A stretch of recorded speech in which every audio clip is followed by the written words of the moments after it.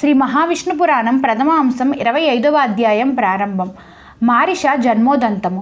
పరాశరుల వారు ఇంకనూ ఇట్లు చెప్పసాగిరి. సముద్ర జలముల నుండి వెలుపలకు వచ్చిన ప్రచేతసులకు ఎటు చూసిన అరణ్యములు మరియు దట్టమైన వృక్షములు కానవచ్చినవి. పచ్చని పంటలు పండి ప్రజలకు ధాన్యపు గింజలు పండవలసిన నేలంతా అరణ్యములు ఆక్రమించుకున్నవి. వాటి యందు నివసించు క్రూర మృగాల వలన సేద్యపు భూమి లేక కరువు కాటకముల వలన ప్రజలు చాలా బాధించబడిరి. తమను రక్షించువారు లేక క్రమక్రమంగా వారు నాశనమైనారు.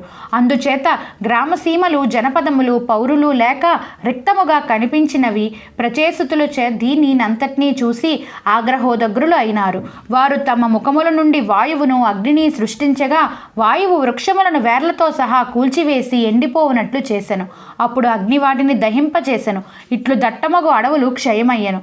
దగ్ధమైనవి కాగా మిగిలిన వృక్షముల నుండి వన విభూడైన సోముడు చంద్రుడు ప్రత్యక్షమై ప్రచేసతలను వారింపచూసెను. సోముడు చల్లనివాడు అగుట చేత తన కిరణముల చేత ప్రచేసతలు కోపాగ్నిని శమింపచేసెను. ఓ ప్రచేతసులారా, క్రోధమును వీడుము.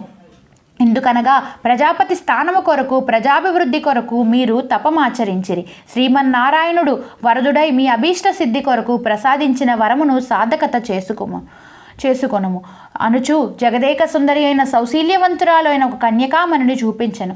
మీరు లేని సమయమున మీ ప్రజలను బాధించిన వృక్షములను దహింపవేశారు. ఇక శాంతించండి. మీ వంశాభివృద్ధి కొరకే జన్మించబడిన అతి పవిత్రురాలు ఈమె మీకు భార్య అయి వర్ధిల్లును. ఈమె గర్భమున పుట్టబోవు సుతుడు నా తేజోంశ. మీ తేజోంశ కలిసి అజేయమై శక్తి సంపన్నుడై దక్షుడు అను పేరు గల ప్రజాపతి అయి జ్ఞాని అయి అందరినీ ఉద్ధరించగలడు అని తెలియజేయుచు అందాల రమణిని వారికి చూపెను. ప్రచేసతులు ఆశ్చర్యచకుతలై, ఓ చంద్రదేవ, ఈ కన్యామణి చెట్లకు పుట్టుట ఏమిటి? ఆ ఉదంతము సవివరముగా తెలియజేయమని అడుగగా చంద్రుడు చెప్పిన ఆ కథను పరాశరుల వారు మైత్రేయునకు ఇట్లు చెప్పసాగిరి. శ్రీ మహావిష్ణు పురాణం 25వ అధ్యాయం సమాప్తం.